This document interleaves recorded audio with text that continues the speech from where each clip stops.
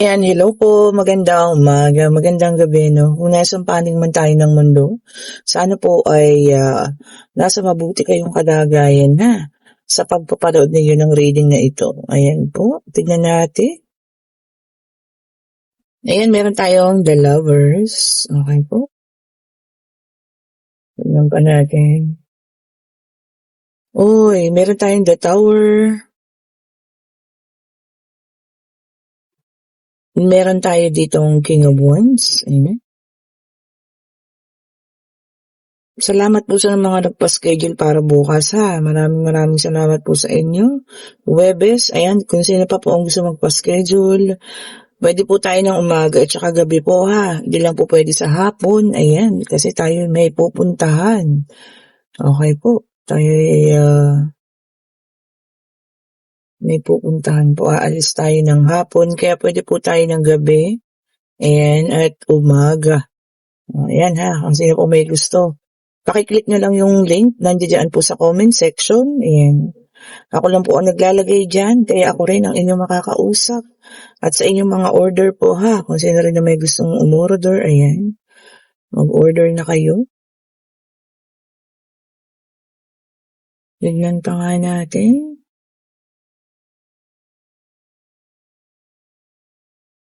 Kung ano pa ang lalabas, tignan po natin ha.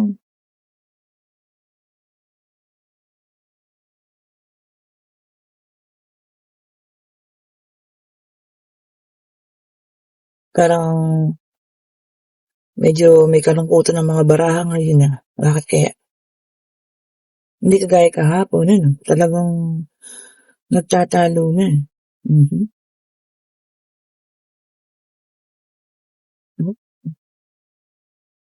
Ayan. So, kumpleto naman na. Okay po. Meron lang akong nakita rito, no? Ito kasi. Ito yung This is Chaos. Ayan, no? So, meron tayong 12 Cups. Meron tayong The Tower. Ayan. Meron tayong King of Wands. Meron tayong Knight of Cups. Ayan po. Meron tayong Page of Swords. Ayan. And then, meron tayong King of Pentacles. At meron tayo ditong Ten of Wands. Meron din tayo ditong Six of Pentacles. Okay. So, dito kasi kalungkutan. Ayan po ha, sa The Tower. Merong balita na maaaring makarating sa iyo ha, na sobra-sobrang maapektuhan ka. Kalungkutan ang dala ng nito, no, balita ng news na ito. Maaaring pagpanaw o pagkawala ng isang taong malapit sa puso mo. Pwedeng ito ay nakarelasyon mo, ex, ayan. Maaring ito po ay kaibigan, ayan po ha, kaibigan, ayan. Maari din ito ay kamag-anak, ayan, may mga edad na, no. Maaring isang tao ring nagparamdam sa iyo ng pagmamahal po ha, ayan. So, kung ano man at sino man ang taong ito na alam niyo yun, aalis na o lumisan na dito sa atin sa mundo. Ayan po ha, pagka ganyan kasi, no, mahirap matanggap, especially kung biglaan ang pag-alis nila, no, tapos makakarating sa iyo yung balita, talaga namang nakakalungkot po. Pero ayun na nga, ano't ano man, syempre kailangan nating tanggapin dahil siguro, alam niyo yun, hanggang doon na lang din at yun po ay kumbaga nakatakda na. Okay po, so isang nakakalungkot na balita ang paparating po ha. Tungkol sa pagpanaw ng isang taong malapit sa'yo, ng isang taong nakasama mo, okay po. Ng isang taong mapagbigay, kasi ano yun ha, nagbibigay din. Maaaring may edad na, ayan ha. Pwede rin nakasama mo, ayan ha. Pwede nanligaw sa'yo, pwedeng kaibigan mo ha. Kung sino man po ito, pwede rin kamag-anak po ninyo. Yun nga lang po no, napakasakit ng balitang ito na matatanggap mo. And then meron tayong Ace of Wands, which is a fire sign. Okay po. Aries, Leo, and Sagittarius. Sa mga fire sign ito, no? Sabi niya rito, no, Ace of Wands kasi is a signification ng urge o yung parang kagustuhan mo. baka maaaring nasa probinsya ito, no? Tapos kayo ay uuwi. So, yun po, yung kagustuhan mo na makapunta agad-agad sa kung sino naman itong pumanaw na 'to o lumisan na sa mundo ano. Gusto mo na puntahan siya agad-agad, ayun. Kasi nga napakalapit nitong taong 'to sa puso mo, eh. And then meron tayong 8 of Wands, fire sign. So ito na nga ano, mabilis ang pagkilos, 'yan. Siguro nga dahil nga ito ay emergency, magmamabilis tayo 'no. At alam niyo 'yun kasi kapagka ganyan sa mga namatayan masakit pero diyan din kasi nakikita-kita yung mga magkakamag-anak pa 'no. Especially kung ito ay kamag-anak ninyo, parang diyan na rin kayo nagkakaroon ng reunion, nagkikita-kita, 'di po ba? So ayan, mabilisan daw po ang inyong gagawing aksyon at pag-alis. Yun po ay fire sign ha, ito fire sign na naman, 10 of Wands, ayan naka-reverse ano.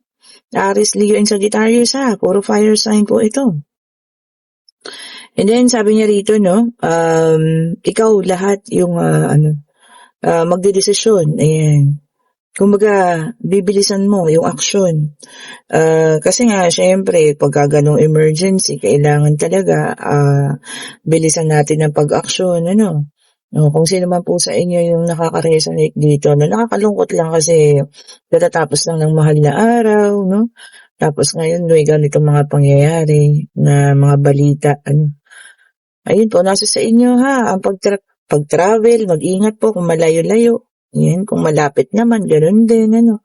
Ingat-ingat po. And then, meron tayong 6 of Cups. Ayan, water sign, naka-reverse. Ayan.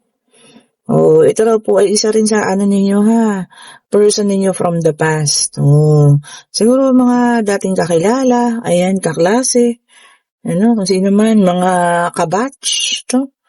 Ayan, kung sino man po ha. Ayan, condolence po, lalo na kung malapit na malapit sa puso nyo, ang taong ito ha. Okay po. Isipin na lang natin na hindi na sila nahihirapan at nandoon na sila kasama ng ating Panginoon.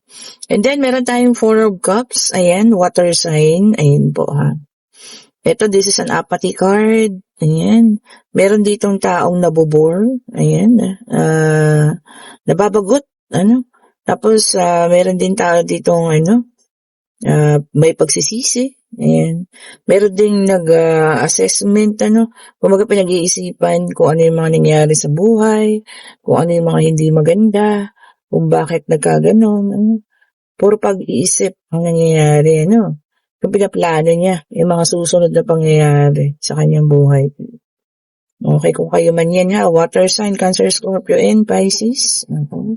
So, fire and water pa lang. Wala pa yung air and earth. Ito, tumalon, judgment, fire sign ulit. Okay. Sabi dito, mercy. Meron kayong kakaawaan. Baka meron na kayong patatawarin dahil sa naawa kayo sa kanya, Maaari siguro may sakit na ang taong ito. Ayan, kung sino man. Kaya patatawarin nyo na, okay lang naman po yun. Magpatawad na, di ba? At para makalimot na rin po para maka-move on na, ibigay niyo na po yung kapatawaran sa kanya. Baka naman kasi kayo na lang iniintay din. Alam niyo yun, para makapag-rest in peace na siya. Yung kapatawaran ninyo, Okay po. Magpatawad na po tayo, Kung kinakailangan. Ayan, tingnan pa nga natin, Medyo may kalungkutan ang ating reading for today, Pero kasi sabi nga, death, hindi natin yan maiiwasan. Inevitable. Di ba? Death is inevitable. So, hindi siya maiiwasan po. Darating at darating kasi yun sa buhay ng isang tao, And then, meron tayong 8 of Cups. Ayan, water sign ulit. Yung iba sa inyo rito, susubukan ulit. Maaring, sabi niya kasi, trying one more time. Maaring sa relasyon ito, or maaring din sa trabaho ninyo, Baka nung una nang-decide na kayo, alis na, pero nakapag-isip, babalik, niyo yun, uulian tawag dito, susubukan ulit, di ba, So, ayan, kayo na po ang mag-decide, Kung bibigyan ba ng chance, kung sa relasyon, kung sa trabaho, susubukan ulit po ha. Okay. Then, meron tayong Page of Swords. Ito, air sign na. Ayan. Sabi niya rito, no, magkakaroon tayo ng, ito nga, balita. Ayan ha, mga mensahe. May mga parating talaga pong mga balita ha, na hindi niya maiwasan kung ano man ito. Good and bad messages daw po. Kung ano man po yan ha. Pakatatag. Kung hindi maganda, kung maganda, congratulations po ha. Okay, and then meron tayo ditong Eight of Swords, ito air sign, ayan. So yung iba sa inyo rito, no, nagkakaroon ng negative thoughts o negativity sa pag-iisip.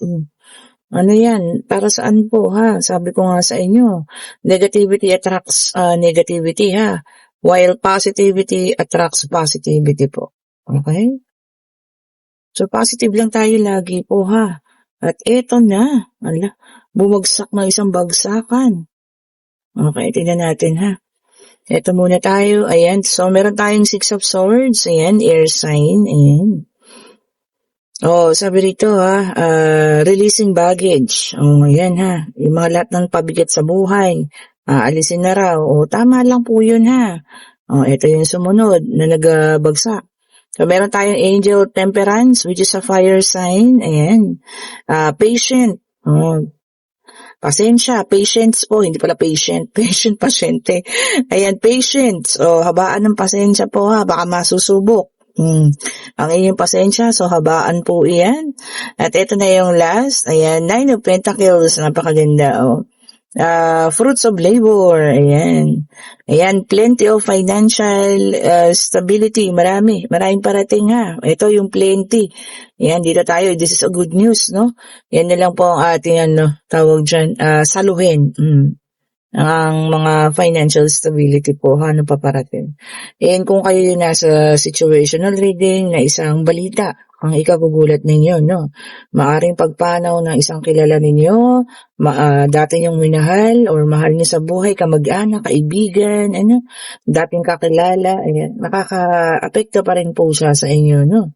Kalungkutan, syempre, pero sabi ko nga, kung yan ang pinagkaloob ng ating Panginoon, syempre, kailangan tanggapin natin po, ha? Okay, and ito na ang ating yes and no card. Ayan, pwede na po kayo magtanong ha, pag-ibig, pangyayari, financial, pag-travel, kung ano man, kung ano man yung gusto niyong itanong. Ayan po, hindi natin ang kasagutan. Divine Universe, ibigay mo po sa amin ang kasagutan sa kanilang katanungan. Ibigay mo po sa amin. Ayun na po. Okay, and ang sagot po ay yes sa mga nagtanong ha. And this is Eight of Pentacles. Ayan, patience talaga. Maaaring masubukan po ang inyong pasensya sa trabaho. Ayan ha.